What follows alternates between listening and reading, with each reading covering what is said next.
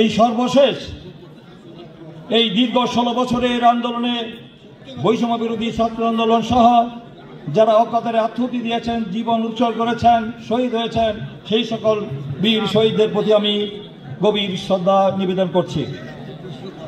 প্রিয় বন্ধুরা, দেশ জাতির এক সংকট ক্রান্তি লগ্নে তৎকালীন বাকশাল সরকারের যে ছাত্র সমাজকে ধ্বংসের দ্বারপ্রান্তে দাঁড় করিয়ে দিয়েছিল, তখন ছাত্র রাজনীতির যে নীতি নৈতিকতা এবং চরিত্র স্খলন হয়েছিল, সেই ছাত্র সমাজকে রক্ষা করার জন্য আমাদের প্রিয় নেতা 1979 সালের সেই 1 জানুয়ারিতে এই দেশের অত্যন্ত মেধাবী প্রতিভাবান ছাত্রদেরকে দিয়ে ছাত্র অঙ্গনের শিক্ষার সুষ্ঠু অনুকূল পরিবেশ ফিরে আনার জন্য তিনি ছাত্রদলকে নিজ হাতে প্রতিষ্ঠা করেছিলেন।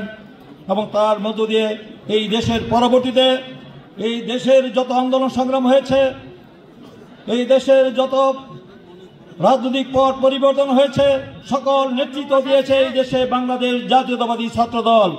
90-এর সফল ছাত্র গণ অভ্যুত্থান থেকে শুরু করে পরবর্তীতে 2000 যে বেগম খালেদা জিয়ার নেতৃত্বে 90-এর সফল ছাত্র গণ অভ্যুত্থানের মধ্য দিয়ে স্বৈরাচার এরশাদের পতন হয়েছে। 2024 সালে আমাদের প্রাণপ্রিয় নেতার প্রত্যক্ষ নেতৃত্বে এই ফ্যাসিস্ট শেখ হাসিনা, এই মাফিয়া সরকার, এই দানবীয় হাসিনা সরকারের পতন হয়েছে। দেশ থেকে পালিয়ে যেতে বাধ্য হয়েছে এই ছাত্রদল। সেই উল্লেখযোগ্য ভূমিকা পালন করার কারণে সম্ভব হয়েছে। তাই ছাত্রদলের অনেক ঐতিহ্য রয়েছে, অনেক গৌরবোজ্জ্বল ইতিহাস রয়েছে।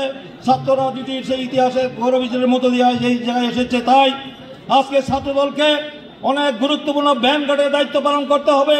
আমাদের এখনো আন্দোলন শেষ হয়নি। আমাদের প্রিয় নেতা বলেছেন যে শেখ হাসিনা পালিয়ে গেলেও আমাদের কিন্তু এখনো সামনে বড় যুদ্ধ অপেক্ষা করছে। সেই যুদ্ধ করার জন্য কি বাংলাদেশ জাতীয় ছাত্রদল প্রস্তুত আছেন কিনা দুহাত তুলে দেখান।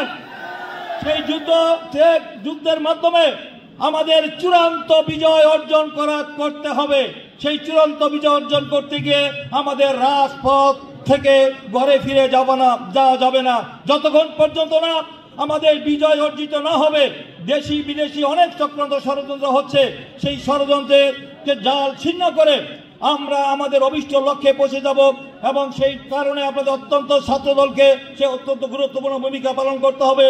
এবং ইতিপূর্বে আমাদের নেতা যে একত্রিত বা রাষ্ট্র সংস্কারের যে কর্মসূচি দিয়েছেন, সেই রাষ্ট্র সংস্কারের কর্মসূচি বাস্তবায়ন করার জন্য আপনাদেরকে সকলকে গুরুত্বপূর্ণ ভূমিকা রাখতে হবে।